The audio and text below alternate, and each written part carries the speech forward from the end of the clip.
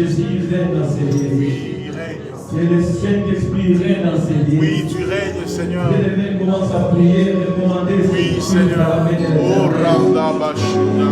Que Jésus seul règne dans ces lieux. Il est le maître des temps. Il est le maître des circonstances. Il est là présent. Il règne dans ces lieux. Il comprend sa santé. Il comprend ta problème. Il se prépare de ta problème. Parce que tu vas écouter la parole de Dieu. Bien-aimé, élève ta voix. Commence à prier. Que Saint-Esprit règne. Que Michel règne. Que ta navire disparaisse, bien-aimé. Que Michel règne. Et donc la vie disparaisse, que Michel règne. Car il est dit, bien-aimé.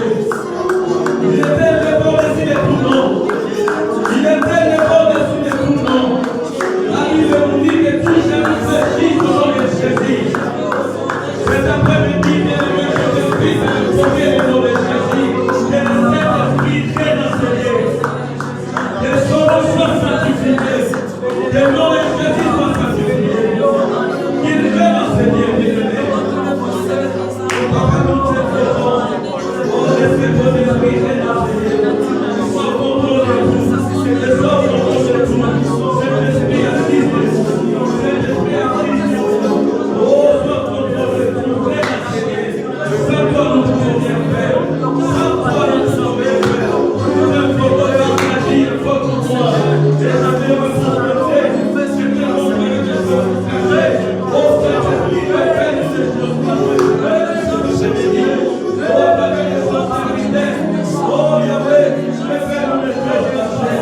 Nous faisons des gestes spirituels, des volets spirituels. Papa, nous voulons t'attendre. Nous voulons écouter ta parole. Oh, parle-nous, enseigne-nous.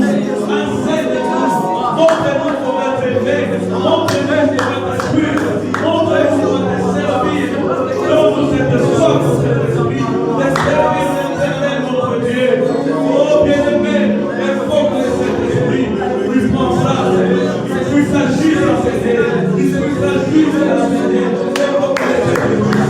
Oh, que cet esprit touche chacun de nous. Oh, cet esprit touche chacun de nous. Que la main de l'Éternel localise plus de chacun de nous.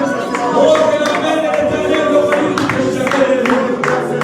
Que la puissance de Dieu descende. Que la puissance de Dieu descende. La puissance de la parole de Dieu descend. La puissance de la parole de Dieu descend. Il pousse nos rêves. Il pousse nos rêves. Et cette parole nous change. Et cette parole nous change. Bien-aimé, laisse la foi. Commence à invoquer. Commence à invoquer le Saint-Esprit qui puisse régner dans ces lieux. Saint-Esprit, viens dans ces lieux. Viens dans ces lieux. Oh, Saint-Esprit. Oh, Saint-Esprit. Oh, viens dans ces lieux. Oh, mon frère.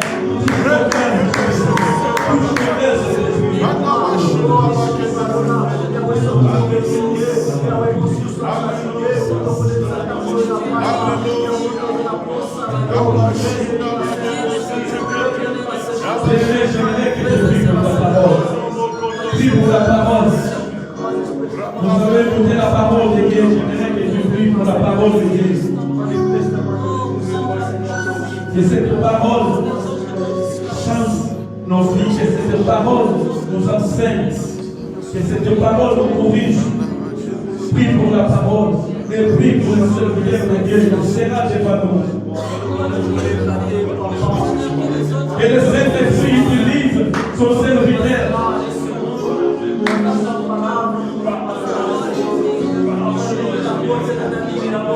Que Dieu nous donne de bon cœur de recevoir la parole de Dieu. Bien-aimé, prie pour la parole. Nous voulons écouter la parole de Dieu.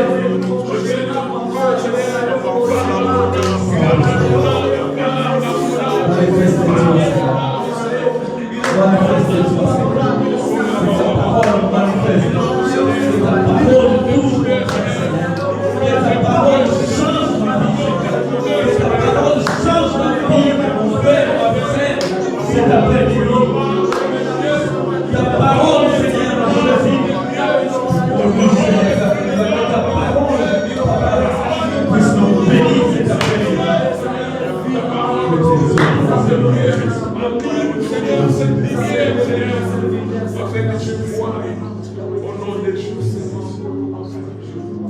Bien-aimés, nous allons dire merci pour la première partie. Nous allons faire la deuxième partie de la vie.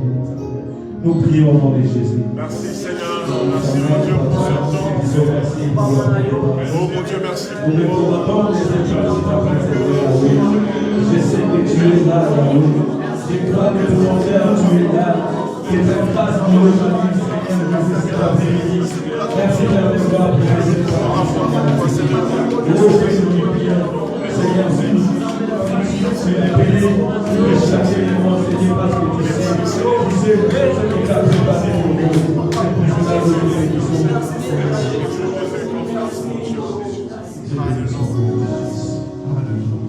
comme Esther, nous tous nous disons gloire et louange à toi, Seigneur Jésus-Christ. Gloire et louange à toi, Seigneur Jésus-Christ. Amen, amen. Amen, amen.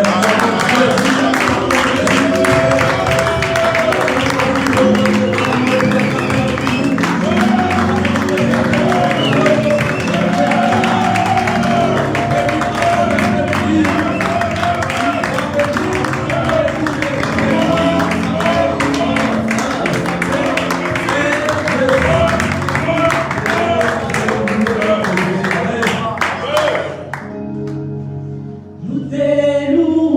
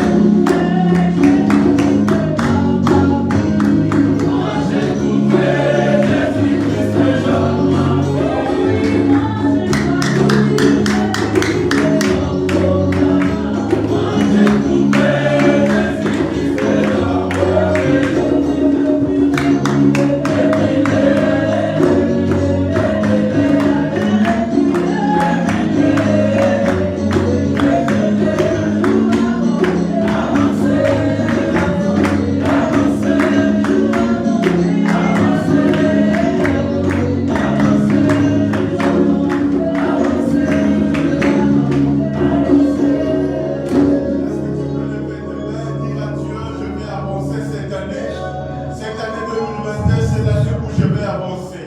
Lève ta voix, commence à prier au nom de Jésus. Alléluia. Disons à Dieu que nous avons avancé cette année. Peu importe le combat, nous avons avancé. Nous avons avancé.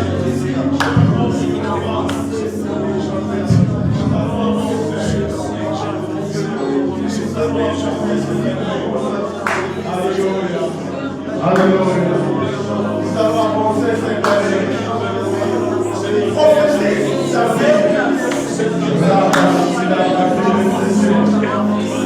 avancer. Tu as toujours chanté. Cette année, tu vas avancer. Je vais t'aider à avancer dans la prière. Je vais t'aider à avancer dans la prière. Monte à toi en prière. Monte à toi en prière. Déplace tes paroles d'avancement. Tu vas avancer dans cette affaire avec le projet de l'histoire. Le projet de l'ariat. Le projet de la paix. Tu vas avancer dans la santé. Tu vas avancer. Tu vas avancer.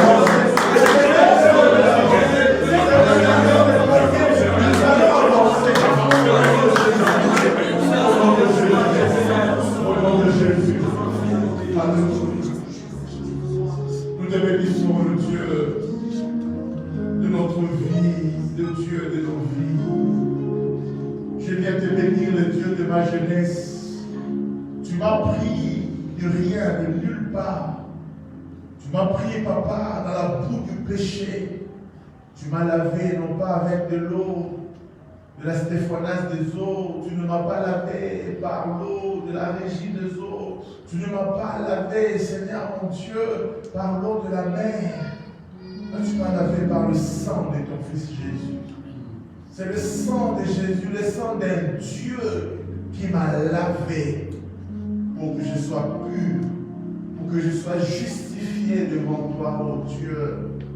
À jamais, je te serai reconnaissant, Seigneur. À jamais. Tu m'as aimé comme personne ne pouvait m'aimer. Papa, malgré mes fautes, malgré mes défauts, tu m'as aimé, Seigneur. Tu as été patient envers moi comme personne ne pourra jamais l'être. Même mon Père qui m'a donné vie, même ma mère qui m'a donné naissance, Seigneur, ne pouvait pas être autant patient que tu l'as été avec moi. Voilà pourquoi à jamais, Seigneur, je te serai reconnaissant. Aujourd'hui, je suis appelé enfant de Dieu. Aujourd'hui, je suis appelé serviteur de Dieu. Oh Père, c'est ta grâce. Quand je regarde en arrière, je vois qui j'étais, d'où je viens, Seigneur. Je ne peux pas manquer de force pour t'acclamer.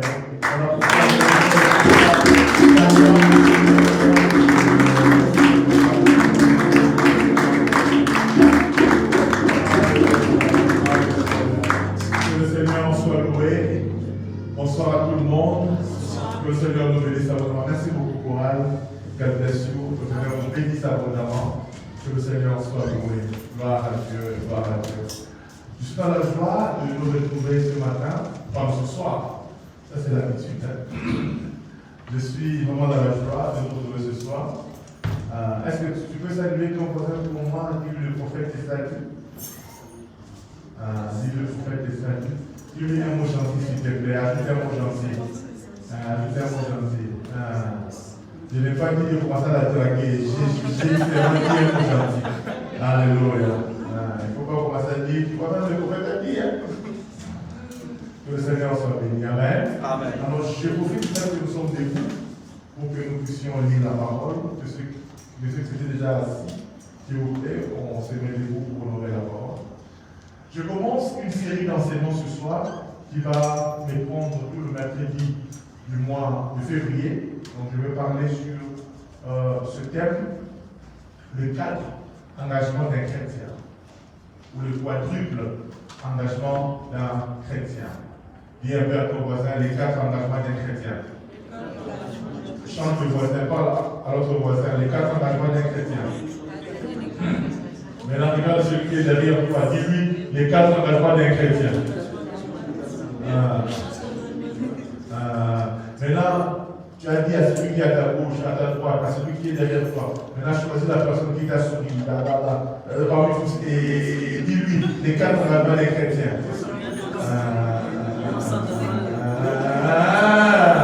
Voilà, les 4 engagements d'un chrétien. Lisons la parole de Dieu dans Matthieu chapitre 16 au verset 18. Non, pardon, on va commencer d'abord dans l'Ancien Testament. Ésaïe chapitre 42, verset 8. Comme ça, on va progresser. Ésaïe chapitre 42, verset 8. Ésaïe chapitre 42, verset 8. Je lis la parole au nom de Jésus. Ou alors, je donne tout simplement le verset pour ceux qui écrivent. Comme ça, on va lire en même temps.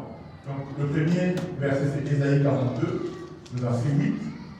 Le deuxième verset que nous allons lire, c'est Matthieu chapitre 16, le verset 18. Matthieu chapitre 16, le verset 18. Et puis le troisième verset que nous allons lire avant de nous asseoir, c'est Actes chapitre 2, 46 à 47. Actes chapitre 2, 46 à 47. Alors, je vais commencer par l'Ancien Testament. Donc, je suis dans Ésaïe chapitre 42, le verset 8. La Bible déclare: je suis l'Éternel, c'est là mon nom, et je ne donnerai pas ma gloire à un autre, ni mon honneur aux idoles. Je suis l'Éternel, c'est là mon nom, et je ne donnerai pas ma gloire à un autre, ni mon honneur aux idoles. Matthieu chapitre 16, le verset 18. Matthieu 16, le verset 18. Matthieu 16, le verset 18. Il est écrit, maintenant Matthieu 16, le verset 18. Et moi, je t'ai dit que tu es pierre, et que sur ce roc, je bâtirai mon église. Quelqu'un m'a dit mon église. Mon église. Et moi, je t'ai dit que tu es pierre, et que sur ce roc, je bâtirai mon église, et que le porte du séjour de mort ne prévaudront point contre elle. Enfin, Actes chapitre 2, le verset 46 et le verset 47. Actes chapitre 2, 46 à 47. Il est écrit: ils étaient chaque jour tous ensemble assidus au temple, ils rompaient le pain dans les maisons et prenaient leur nourriture avec joie et simplicité de cœur. Verset 47, louant Dieu et trouvant grâce auprès de tout le peuple. Et le Seigneur ajoutait chaque jour à l'Église ceux qui étaient sauvés. Et le Seigneur ajoutait chaque jour à l'Église ceux qui étaient sauvés. Parole du Seigneur. Amen. Que Dieu bénisse sa parole. Merci de prendre place et que le Seigneur vous bénisse. Bienvenue à vous qui êtes ici en présentiel, mais bienvenue aussi à ceux qui nous suivent par les réseaux sociaux. Que le Seigneur vous bénisse abondamment. Comme je disais tout à l'heure, je commence un enseignement ce soir et je vais le donner durant tout le mercredi sur les 4 engagements d'un chrétien. Évidemment, ce soir, je vais commencer par le premier engagement, le mercredi prochain. Je parlerai du deuxième, l'autre mercredi du troisième, et enfin, nous finirons avec le 4e engagement. Le premier engagement dont nous allons parler ce soir, c'est l'engagement d'un chrétien vis-à-vis de Dieu. Les 4 engagements sont ceux-ci. Le premier, c'est l'engagement d'un chrétien vis-à-vis de Dieu. Le deuxième engagement, c'est l'engagement d'un chrétien vis-à-vis de l'homme de Dieu. Le troisième engagement, c'est l'engagement d'un chrétien vis-à-vis du peuple de Dieu. Et le quatrième engagement, c'est l'engagement du chrétien vis-à-vis du temple de Dieu. Je dois répéter? Oui. J'ai dit le premier engagement, c'est l'engagement du chrétien vis-à-vis de Dieu. Le deuxième engagement, c'est l'engagement du chrétien vis-à-vis de l'homme de Dieu. Le troisième engagement, c'est l'engagement du chrétien vis-à-vis du peuple de Dieu. Et le quatrième engagement, c'est l'engagement du chrétien vis-à-vis du temple de Dieu. Franchement, pourquoi tu n'écris pas? Ah, tu enregistres. Ah, toi tu es génération Android. Gloire à Dieu. Mais c'est quand même important d'écrire parce que, au-delà de ce que moi je dis, le Seigneur peut aussi t'inspirer quelque chose à toi particulièrement que tu peux aussi prendre note. Donc c'est quand même important d'avoir son bloc-notes et de pouvoir écrire. Donc ce soir, nous sommes en train de commencer à parler sur le premier point, l'engagement du chrétien vis-à-vis de Dieu. Pourquoi est-ce que nous parlons de cet enseignement, ou quel est le but de cet enseignement? Le but de cet enseignement, c'est de savoir le pourquoi de notre présence à l'église locale et comment nous y comporter. Le but de cet enseignement, c'est de nous montrer l'importance de notre présence dans l'église locale et surtout comment est-ce qu'on doit se comporter dans l'église locale. Venir à l'église, c'est bien, mais savoir comment se comporter, quelles sont les attitudes à avoir, quels sont nos devoirs, quels sont nos droits, c'est aussi très important.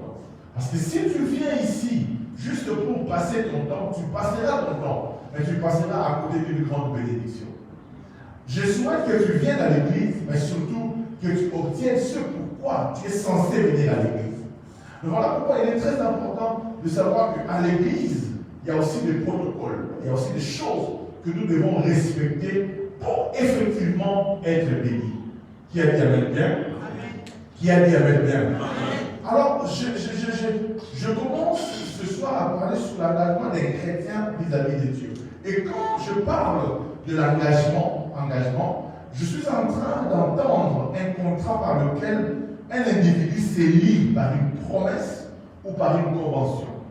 Quand je parle d'un engagement, je parle d'une promesse qui lie quelqu'un. C'est un contrat qui te lie. Et c'est là que moi j'entends engagement. C'est-à-dire, qu'est-ce qui est l'obligation des chrétiens? Qu'est-ce qui te lie, toi chrétien, à Dieu? Qu'est-ce qui te lie, toi chrétien, à l'homme de Dieu? Qu'est-ce qui te lie, toi chrétien, au peuple de Dieu? Qu'est-ce qui te lie, toi chrétien, au temple de Dieu? Ce sont des choses que nous devons absolument comprendre. Et j'aimerais te dire que celui qui a un engagement, quelque part, a aussi une rémunération. Alléluia. Quand tu es engagé quelque part, tu as signé un contrat, tu t'attends aussi à une rémunération. Mais il faut aussi dire que tu ne peux pas être rémunéré si tu ne respectes pas tes engagements. Est-ce que tu me comprends? Est-ce que tu me comprends? Donc il est très important, je ne parle pas ici de l'engagement de Dieu vers le chrétien, mais je parle de l'engagement du chrétien vis-à-vis de Dieu. Il faut faire la part des choses. J'aurais bien voulu parler de l'engagement de Dieu vers le chrétien. Je pense qu'il y a beaucoup de choses que nous pourrons dire, et nous l'avons déjà dit, Dieu nous bénit.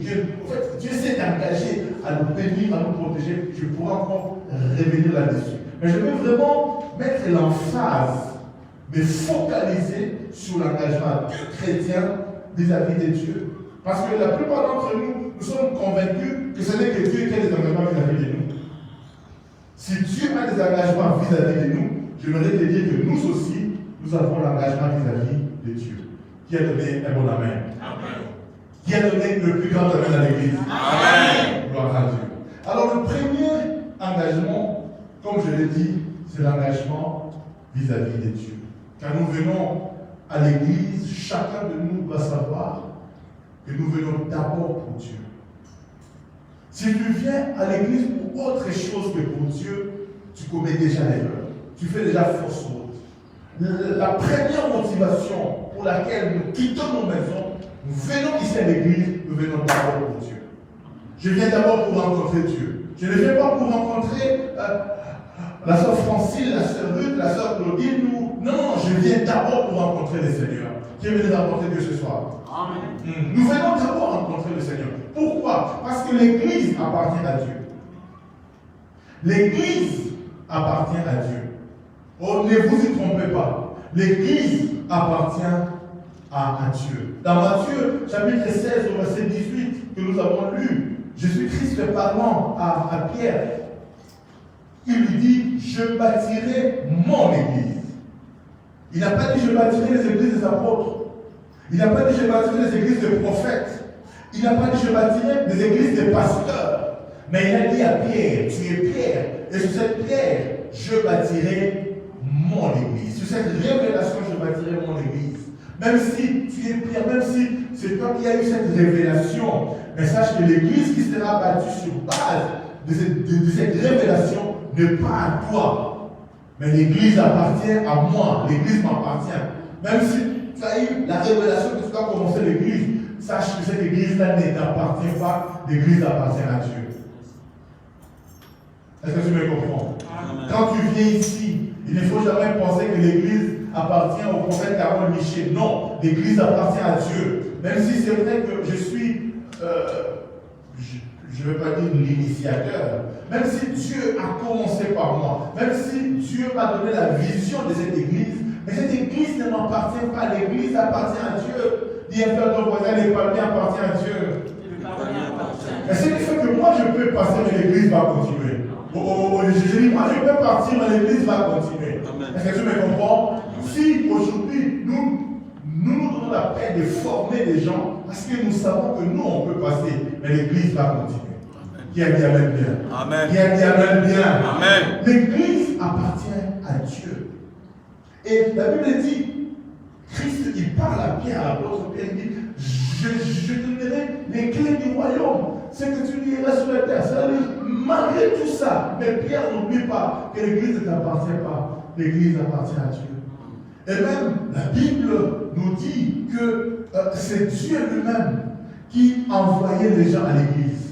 Dans Actes chapitre 2, au verset 47 que nous avons lu, il nous est dit, et le Seigneur ajoutait chaque jour à l'église ceux qui étaient sauvés. Qui a ajouté? Qui a ajouté? C'est le Seigneur. C'est le Seigneur lui-même qui décidait qui doit s'ajouter à l'église. Voilà pourquoi j'ouvre une parenthèse et je dis ceci. La croissance de l'église dépend de Dieu. Dépend principalement de Dieu. Alléluia. Il y a plusieurs autres facteurs qui peuvent expliquer pourquoi est-ce que l'église grandit. Il y a l'emplacement, il y a ceci, il y a cela. Est-ce que vous savez, aujourd'hui, les spécialistes de croissance de l'église, ils vous diront que pour avoir une bonne église, il faut un bon emplacement près de l'arrêt, des bus, du tram, il faut qu'il y ait un parking. Voilà, ça c'est les spécialistes humains. Et ce n'est pas mauvais tout ça. Mais j'aimerais te dire que Dieu est capable, même dans le désert, de t'envoyer des gens. Non, il n'était pas apôtre. Jean-Baptiste, Jean le Baptiste, il était prophète. Jean-Baptiste, il était au désert, mais la Bible dit que les gens quittaient la ville pour aller les suivre. Vous savez, quand Dieu veut t'envoyer les gens, même si tu es dans le désert, Dieu va te les envoyer. Alléluia. Mais ce n'est pas mal de trouver un bon endroit près des bus, près des trams, pour faciliter le transport des gens. Mais ce que je cherche à vous faire comprendre, c'est que la croissance de l'Église ne dépend pas tout simplement de tous ces facteurs-là. Ils y contribuent peut-être, mais le premier facteur, le facteur déterminant de la croissance de l'Église, c'est quoi? C'est Dieu d'abord. Alléluia. C'est Dieu qui ajoute les gens. Vous savez, on peut encore embellir ces locales mieux que. Et maintenant, on peut faire toutes les tracts qu'on veut, toute la pub qu'on veut. Mais si Dieu ne met pas sa main, les gens ne viendront pas. Est-ce que tu me comprends? Pour que tu quittes ta maison ce soir, j'aimerais te dire, c'est parce que Dieu t'a touché.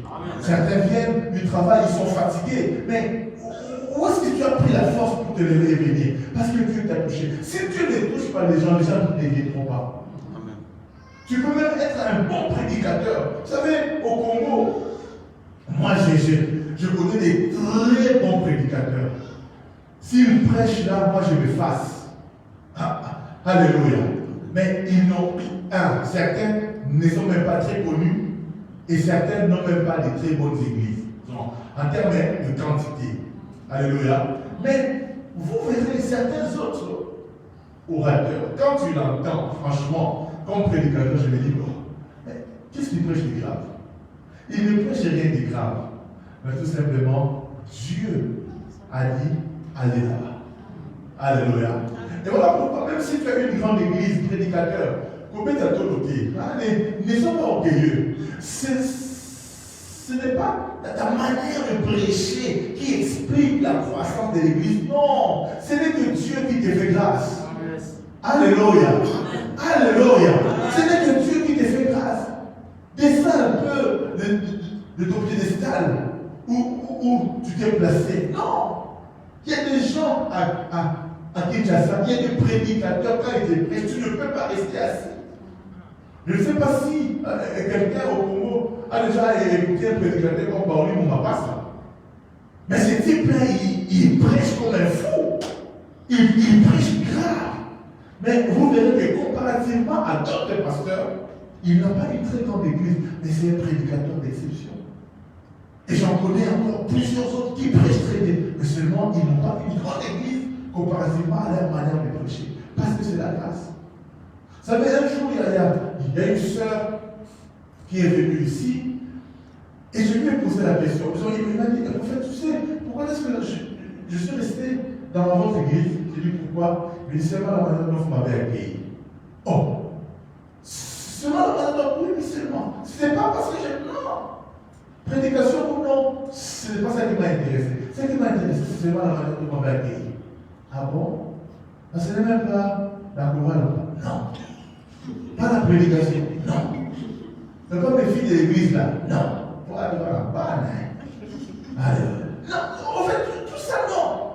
Tout ce qui l'a intéressé, la manière dont on l'a accueilli. Vous savez que la plupart d'entre nous, chacun de nous a une raison pour laquelle il est resté à l'église. Je connais une soeur qui est venue. On avait organisé à l'époque une retraite. On l'a invitée. C'était un jour de retraite. Vous voyez, pendant la retraite, parfois on mettait des mousses, tout ça, des nattes là haut. Elle est arrivée. Elle ne m'a pas entendu prêcher. C'était même pas le jour du culte pour dire qu'elle a louange, machin. Non. Elle est arrivée. Elle a vu seulement la beauté de la chair. Elle a dit, c'est bon, je reste ici. Oh. En fait, tout ce qui l'a intéressé, c'était seulement la beauté de la chair. Alléluia. En fait, Dieu a plusieurs moyens pour attirer quelqu'un. Quelqu'un peut être attiré par laquelle la manière dont le protocole l'a reçu, ça l'a touché et la personne est restée. Voilà pourquoi chaque poste à l'église est important. Dieu peut utiliser celui qu'il veut. Alléluia. Il y a des gens qui sont venus ici à l'église, moi je n'étais même pas là. Et c'était même pas moi qui prêchais ce jour-là. J'étais en voyage.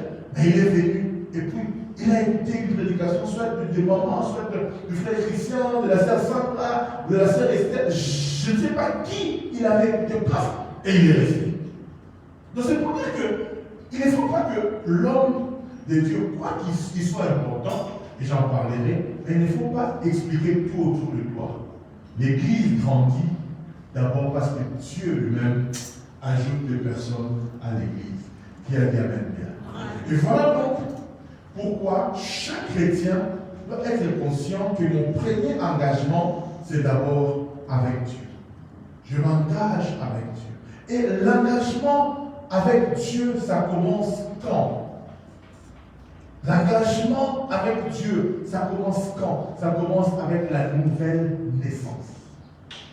J'avais dit la nouvelle naissance. Dieu te ramène.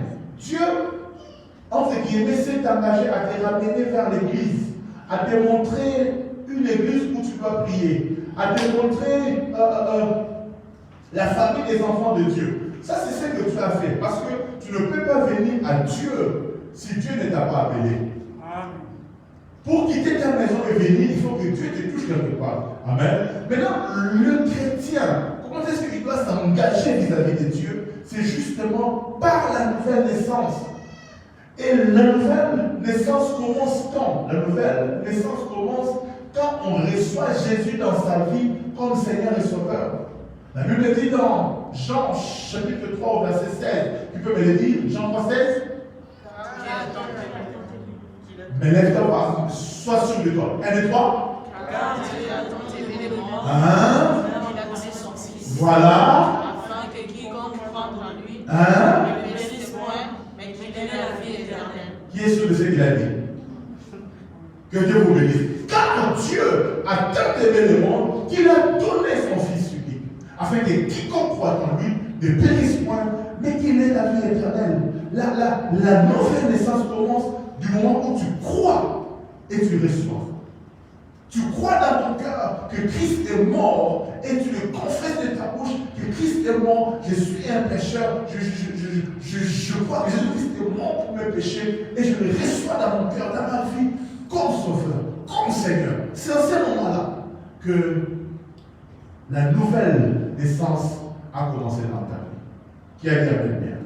La Bible dit dans Romains chapitre 10 au verset 9, si je ne me trompe pas, Romains 19, c'est en croyant du cœur et en confessant de la bouche qu'on parvient au salut.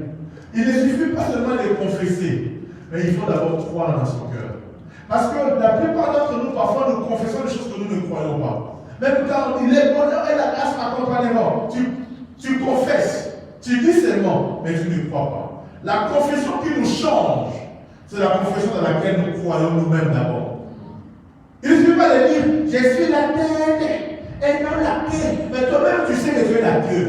Et tu ne crois même pas quand tu le confesses. Non, quand je confesse quelque chose, je crois en cela.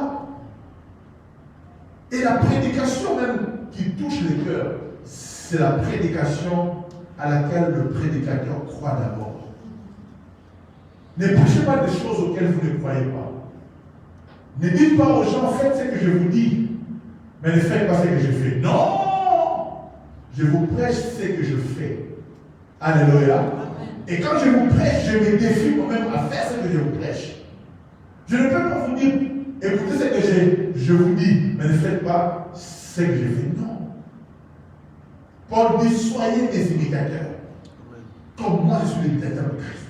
C'est-à-dire, si vous ne l'écoutez pas, regardez comment je vis et faites comme moi. Waouh! Est-ce que tu peux devenir une prédication? Est-ce que tu peux devenir un message? Toi-même, tu deviens un message. Les gens te regardent et ils ne t'ont pas entendu parler, mais ta vie les enseigne. Ta vie devient une prédication. Donc je disais, la nouvelle naissance commence d'abord par croire dans son cœur. Parce qu'on peut confesser les paroles. Certains sont venus à l'église, ils ont confessé Seigneur Jésus, Seigneur Jésus, je te reçois, et à mon cœur, mais comme une récitation. Mais ils n'y croyaient même pas. Je vous ai déjà raconté ici que moi-même, une fois, j'ai fait la prière d'acceptation, mais sans y croire vraiment. C'est parce que j'étais en train de draguer une fille. Et la fille m'a invité dans l'église. Non, si tu veux, viens à l'église. Et je suis parti. Et quand le pasteur a prêché, il a fini. Qui ne répond pas Jésus? Je suis aussi sorti. Mais quand je suis sorti, ce n'était pas pour recevoir Jésus. C'était pour que la fille me voie. Comme c'était une grande église, c'était pour que la fille voie que j'étais à l'église au rendez-vous. Pour que, après, on fasse une chose. Quoi.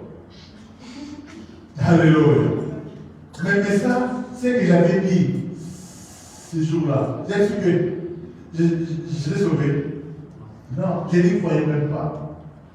Mais quand tu confesses cette prière-là, en croyant dans ton cœur que je suis un pécheur, que je veux être sauvé. Et tu le dis vraiment de tout ton cœur. C'est là où tu commences à être sauvé. D'ailleurs, vous savez que la plupart, même jusqu'à aujourd'hui, peuvent être en train de servir Dieu, peuvent même être en train de prêcher, mais n'ont jamais connu la nouvelle naissance. Vous imaginez un peu ce jour-là, j'ai fait cette prière-là, et puis après les cultes, il y a des frères qui me viennent, qui viennent me prendre, ils me font entrer à l'intercession, et puis à l'intercession, j'apprends à prier. Comme j'entends le frère Christian a prié, moi aussi j'aime, parce que pendant que nous, on prie par mimétisme, j'entends celui qui dit Jésus, les jours de la tribu de Judas, Jésus, l'agneau des dieux. Maintenant, notre frère lui il a dit Jésus, l'agneau de la tribu de Judas. L'autre a dit Jésus, l'agneau des dieux. Ah non, quand tu pries, il faut mettre Jésus comme un animal. Jésus, les corps des maillons, Jésus, ses amis, lui aussi, il tourne même. Ça dit pas parce qu'il ne comprend. Il mime seulement. Oh Jésus, les chiens des bateaux, mais parce que lui, il pense qu'il faut toujours prier en mettant le nom de Jésus avec des animaux. Et comme ça, il y a des gens qui ont même commencé à prêcher. Parce que quand tu vis avec le chrétien, sans être chrétien, tu peux adopter les langages des chrétiens. Tu comprends, non? Tu vois que quand on se salue, shalom, shalom, et le frère, nous aussi on commence à saluer, shalom, shalom. Et puis si quelqu'un sait parler, il peut aussi commencer à lire la parole, et pourquoi pas faire aussi la théologie, lire, et puis demain il peut aussi se retrouver prédicateur. Nous avons certains prédicateurs aujourd'hui qui ne sont jamais nés de nouveau, qui n'ont jamais connu la nouvelle naissance. Alléluia. Au fait, il a été embrigadé. Il est entré dans un milieu. Il a commencé à parler notre langage. Mais seulement, il ne s'est jamais converti. Il est devenu prédicateur. Et surtout s'il parle bon français. Parce qu'il y a des gens qui, naturellement, sont éloquents. Naturellement. C'est même pas un non, naturellement, il est éloquent. Il parle bien. Quand il n'est pas du oh mon Dieu, il a étudié à la Sorbonne ou quoi? Il fignole, il parle un français fignolé. Alléluia. Et quelqu'un comme ça, il devient prédicateur. Il vous en parle. Quand il parle, il vous en parle. Et puis s'il est encore beau, toutes les jeunes filles, elles n'écoutent pas les messages, elles sont suspendues à se lever. Le prédicateur peut changer. Et donc il y a des gens comme ça. Et puis le problème c'est quoi? C'est que ces gens-là, qui ne sont jamais nés de nouveau, finissent par commettre des scandales. Alléluia. Parce qu'on dit chasse les naturels, il revient au galop. Tu peux faire semblant un certain temps, mais tu ne peux pas faire semblant en tout temps. À un certain moment, la vraie nature reviendra. Parce que qu'est-ce que la nouvelle naissance? La nouvelle naissance, c'est le changement des natures. Quand tu es né de nouveau, la Bible dit, ceux qui sont en Christ, toutes choses passées sont passées. Toutes choses sont devenues nouvelles. Celui qui est en Christ est devenu une nouvelle créature. Les choses anciennes sont passées. Voici, toutes choses. C'est une nouvelle nature qui change. Dieu t'a donné une nouvelle nature. Et donc voilà pourquoi tu ne forces plus pour pécher. Pardon. Tu ne forces plus pour ne pas pécher. Ça devient naturel. Mais si tu vas encore pour pécher, là, c'est que ta nature n'a pas encore changé. On n'apprend pas à un chien à aboyer, il aboie. On n'apprend pas à un chat à miauler, il miaule. Pourquoi? Parce que c'est dans sa nature. Mais tu peux te retrouver au milieu des chiens et tu commences aussi à apprendre à aboyer. Il y a un film d'un garçon où il a grandi avec le lion et il commençait à parler le langage de lion. On a dit comme Tarzan ou Mowgli. Tarzan. Ça dit, comme il a grandi avec les animaux, il commençait à parler leur langage. Mais est-ce que lui, c'est un animal? Non, c'est un homme. Mais il a grandi dans un milieu et il a adopté leur langage. Samuel avait dit à Saoul que pendant ton parcours, tu rencontreras le prophète. Et quand tu les rencontreras, tu vas prophétiser. Et les gens qui ont vu Saoul prophétiser, ils se sont exclamés, Saoul aussi est devenu prophète? Non, il n'est pas devenu prophète. Mais parce qu'il s'est retrouvé au milieu des prophètes, il a commencé à prophétiser. Et il y a des gens à l'église comme ça. Ils peuvent aussi commencer à prophétiser parce qu'ils sont dans l'atmosphère de l'Esprit de Dieu. Et il y a certains, il faut dire que ce n'est même pas la prophétie, mais c'est du nicoudisme. Parce que tous ces gens-là qui, à l'époque, quand on grandissait, quand tu vas au marché des Matéké, il y a des gens qui divisaient les mains, non? Ils disaient même des choses qui étaient vraies. Tous les Nicoudis là sont partis. C'est un peu dans l'église. Et d'autres utilisent le pouvoir là. En tout cas, ceux qui ne sont pas encore nés de nouveau, ils peuvent utiliser le pouvoir et ils te disent des choses. Et ça peut aussi être vrai. Et subitement, on commence à l'appeler prophète. Mais s'il ne s'est jamais converti, vous verrez que à la fin des comptes, sa vraie nature reviendra. Et puis, ce sont des gens qui sont généralement orgueilleux, pleins de mains. Non, à l'église, notre premier engagement, c'est vis-à-vis des dieux. Alléluia. Et notre engagement commence par où? Par la nouvelle naissance. Quand tu es vraiment né de nouveau, quand tu es vraiment un chrétien né de nouveau, je voudrais te dire que tu sais qui tu es. Tu sais qui tu es. La Bible dit, l'Esprit lui-même rend témoignage à notre esprit que nous sommes enfants de Dieu. Alléluia. Amen. C'est l'Esprit qui... En fait, moi je peux te donner la carte de membre comme membre de panier. Mais c'est lui qui donne la carte de membre de l'Église du Seigneur, c'est Dieu lui-même. C'est Dieu qui connaît.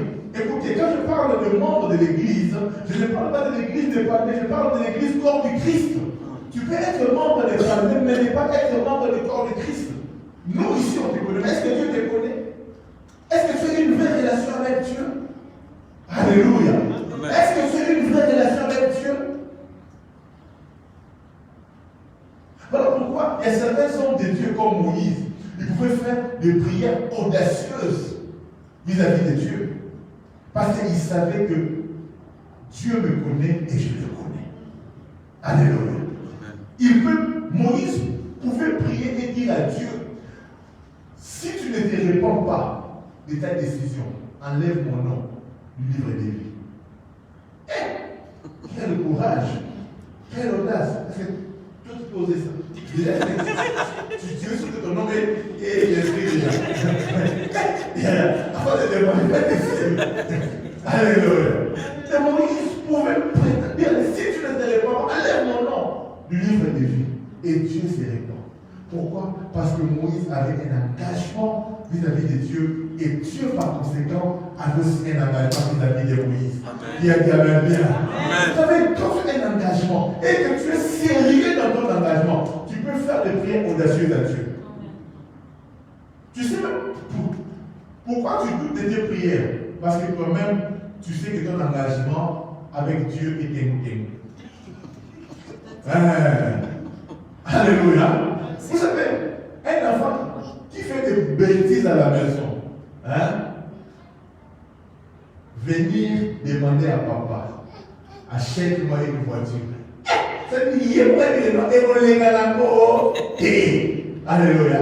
Mais l'enfant qui sait qu'avec mon père le courant passe bien, je fais ce qu'il me dit, il peut avoir le courage de venir dire papa, j'ai besoin d'un vélo. Papa dit, il n'y a pas de problème, attends.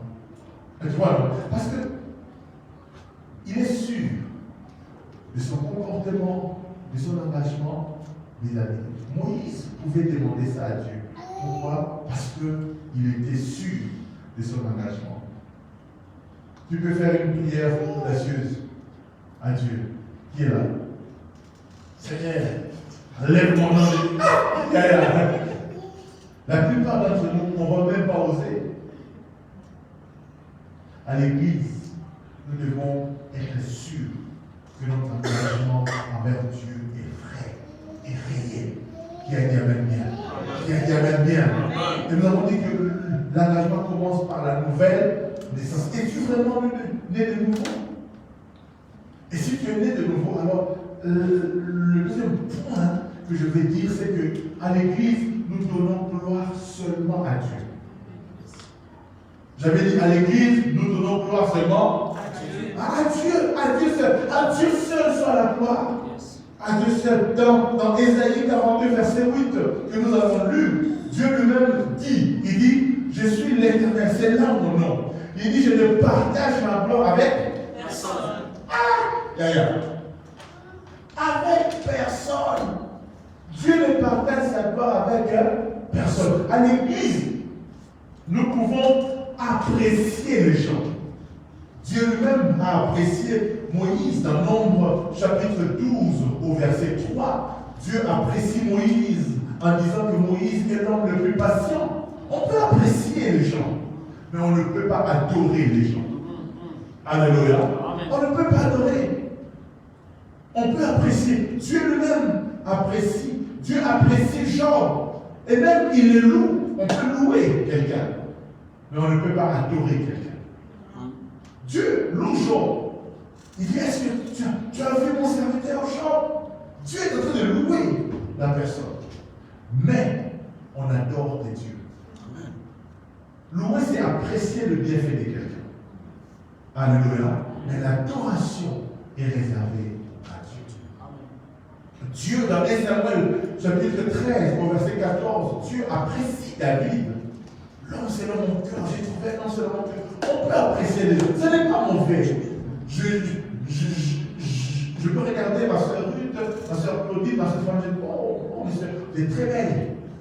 Comme si généralement, dans le ça va dans ma basse, non. J'ai dit, ah, là, mais quelle âme. J'ai fait la pub de mes filles. Alléluia. Mais seulement, je n'adore pas. Et puis, même dans mon langage, vous entendez difficilement dire, j'adore mes enfants. Même mes enfants, je les aime. Mais je ne les adore pas. Il y a certains langages, même nous, en tant que chrétiens, on ne doit pas l'appliquer. Le monde peut le faire parce qu'ils sont ignorants. Mais nous, enfants de Dieu, quand nous connaissons l'importance du mot adorer, donner gloire seulement à Dieu. J'aime ma femme, j'aime mes enfants, mais j'adore Dieu. J'aime mon pasteur, j'aime mes frères et sœurs, mais j'adore Dieu. J'apprécie les choristes, j'apprécie ton don, j'apprécie comment tu es habillé, parce que certains aussi ne savent même pas apprécier. Non, apprécier n'est pas un péché. Apprécier, c'est bien. Quand tu vois quelqu'un qui est bien habillé, apprécie-le. Oh frère, j'ai une belle chemise. C'est pas normal. Alléluia. Oui, tu peux apprécier. Alléluia. Tu apprécies. Apprenons à nous apprécier. Apprécie ta femme. Qu'elle a fait ses beaux cheveux, apprécie. Et puis d'ailleurs, les femmes ont une manière de nous mettre un peu là sur la tête. Là, je cherche les mots. Dès qu'ils ont fait les cheveux là, elles attendent. Si tu ne dis rien, tu vois. Moi, dimanche, je viens de Paris, prêcher, fatigué, je reste comme ça. Et j'ai dit au moment que ce chemin avait changé. C'est-à-dire, tout ce qu'elle attendait, que je remarque qu'elle a fait des tresses. Si vous voyez là, ça, alléluia. Si tu veux avoir la paix, il faut apprécier. Alléluia. Amen. Il faut apprécier. Donc je disais, à l'église, tout ce que nous faisons, c'est rendre gloire à Dieu. Notre premier engagement, quand tu viens à l'église, ton premier engagement, c'est de glorifier avec Dieu. Donc tu as l'obligation de le glorifier. Parfois, on oublie quand même. Quand nous venons ici, la plupart d'entre nous ici, nous avons des problèmes. Nous avons des besoins. Nous avons des désirs, n'est-ce pas? Mais quand nous venons ici, notre engagement vis-à-vis de Dieu doit nous pousser à oublier nos problèmes et à faire quoi? Adorer la parole du Seigneur. Qui a dit Amen bien. Qui me donne le plus grand amen. Et quand le Père glorifie Dieu ce soir. Quel que soit ton, même si tu n'as pas encore mangé depuis que tu viens du travail, quand tu arrives ici, oublie ta faim. Donne d'abord gloire à Dieu qui a dit Amen. C'est lui qui adore, reçoit aussi la domination. C'est lui qui adore Dieu, reçoit la domination. Dans Matthieu chapitre 4, le diable dit à Jésus, si tu te prosternes devant moi, je te donnerai toute cette gloire. Si on se prosterne devant les divinités, devant les idoles, et que ces idoles-là peuvent nous donner quelque chose, à combien plus forte raison, si nous nous prosternons devant les grands dieux, devant les créateurs du ciel et de la terre. Celui qui se prosterne devant Dieu finit par être élevé devant les hommes. Je disais, si tu te prosternes devant Dieu, tu finis par être élevé devant les hommes. Voilà pourquoi quand tu viens à l'église, ne te prosterne pas devant les hommes, prosterne-toi devant Dieu. J'apprécie parfois le respect que nous avons vis-à-vis des hommes de Dieu. Et puis, certaines choses sont culturelles. Par exemple, nous, tu es à Congo, quand tu es devant ton père ou même ta mère, tu peux te prosterner au Fukami. Mais il ne faut pas confondre au Fukama et respect avec au Fukama et adoration. Est-ce que vous comprenez? Je peux me prosterner devant mon pasteur, mais pas parce que je l'adore, mais parce que je l'honore. Est-ce que vous comprenez? On peut se mettre à genoux devant quelqu'un pour l'honorer, mais pas pour l'adorer. Est-ce que vous comprenez? Est-ce que vous comprenez? Ce n'est pas un péché si je salue mon père comme ça ou mon... Non, ce n'est pas un péché. Je l'honore, mais je ne l'adore pas. Vous comprenez la nuance? C'est très important. Quand nous venons à l'église, tout ce que nous devons faire, c'est adorer Dieu et lui seul.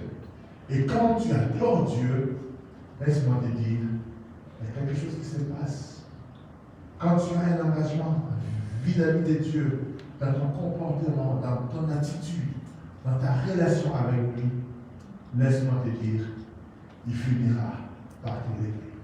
Le secret de l'élévation, c'est de savoir s'abaisser devant Dieu. La Bible dit, Dieu résiste aux orgueilleux, mais il fait grâce aux humbles.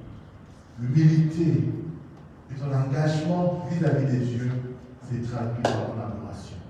Même quand tout va bien, en Rochicard, j'adore Dieu, je loue Dieu. Et même quand tout va mal, je loue Dieu. Parce qu'il y a certains ici, nous louons Dieu seulement quand tout va mal. Il y a une espèce d'adoration de la pauvreté. Quand rien ne va, et tu as le temps. Église, tout le monde est là. Tout le monde est là. Parce que tu es pauvre, et parce que tu n'as pas le temps, et parce que tu es chômeur, tu as beaucoup de temps. En fait, parfois, on doit t'éprouver quand tu n'as pas le temps, quand tu as l'argent. Maintenant, tu trouves le temps pour adorer Dieu. Tu sais que parfois, l'adoration doit être mise dans mon agenda. Alléluia. Il y a certains qui savent qu'avant 9 heures, il ne faut pas parler au patron. Parce que le patron fait son culte. À un temps avec Dieu. Il ne peut pas sortir s'il ne passe pas du temps devant le Seigneur. Et malgré l'argent, il est là. C'est son agenda. Est-ce que quand Dieu va te bénir, parce que cette année Dieu va te bénir. Amen. Je disais cette année Dieu va te bénir. Amen. Cette année Dieu va te faire du bien. Amen. Mais quand tu auras ces biens-là, continueras-tu à venir au culte de mercredi? Amen. Amen. Est-ce que tu continueras à venir au culte de mercredi? Amen. Oh, pasteur, je suis avec vous en esprit. Non, Dieu ne veut pas que tu sois en esprit. Dieu veut que tu sois en présentiel. Yes. Alléluia. La vraie adoration, c'est parfois aussi quand tout va bien. Yes. Quand tout va bien. Vous savez, Dieu avait apprécié David parce que durant le temps des galères, David était un adorateur exceptionnel. Mais à un moment, quand David est devenu roi, David n'a pas su continuer à adorer le Seigneur. Le Seigneur, pour le rappeler à l'ordre, il lui a juste envoyé une rébellion. Et selon les théologiens, après la rébellion d'Absalom, David est redevenu un grand adorateur malgré qu'il était encore roi. Alléluia. Mais n'attends pas que le Seigneur t'envoie une rébellion. Non. Quelles que soient les étapes de ta vie, sois un adorateur. Est-ce que ce soir quelqu'un peut adorer Dieu? Amen. Est-ce que ce soir quelqu'un peut adorer Dieu? C'est ça notre première avant. Nous venons à l'église d'abord pour Dieu. Et laisse-moi te dire, même quand tu oublies tes soucis, tu dis, je me concentre d'abord pour Dieu, j'adore Dieu, je me consacre à Dieu, Dieu lui-même s'occupera de ton problème. Tu ne peux pas adorer Dieu et rentrer avec ta maladie. Non, même.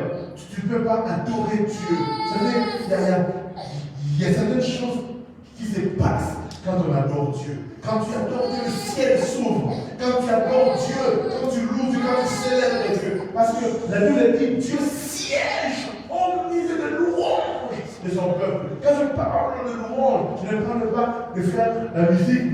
Parce que nous, c'est ça. On dit, Dieu siège au milieu de louanges. Mais là, on est directement, on doit penser, c'est quand, pas de niche, c'est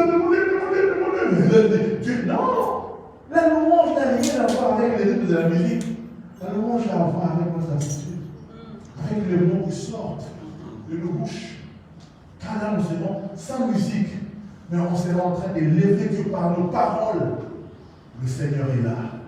Et quand Dieu est là, le miracle est possible. Je disais, quand Dieu est là, le miracle est possible. Je vais encore insister, quand Dieu est là, le miracle est possible. Je ne crois pas à un Dieu qui n'opère pas de miracles. On ne peut pas dissocier l'évangile des miracles. Le temps des miracles n'est pas encore passé. Je crois aux miracles jusqu'à aujourd'hui. Alléluia. Crois seulement et tu verras la gloire de Dieu. Ce soir, je voudrais t'inviter, bien-aimé dans le Seigneur, à te souvenir de ton premier engagement. Ce n'est pas vis-à-vis de ton père, ni de ta mère, ni moins encore de ton pasteur. Mais notre premier engagement, c'est vis-à-vis de Dieu. Nous lui avons donné notre vie, nous avons bien fait. Nous l'avons accepté sincèrement dans nos cœurs, comme Seigneur et Sauveur. Nous avons bien fait. Ce qui l'attend de nous, c'est notre adoration.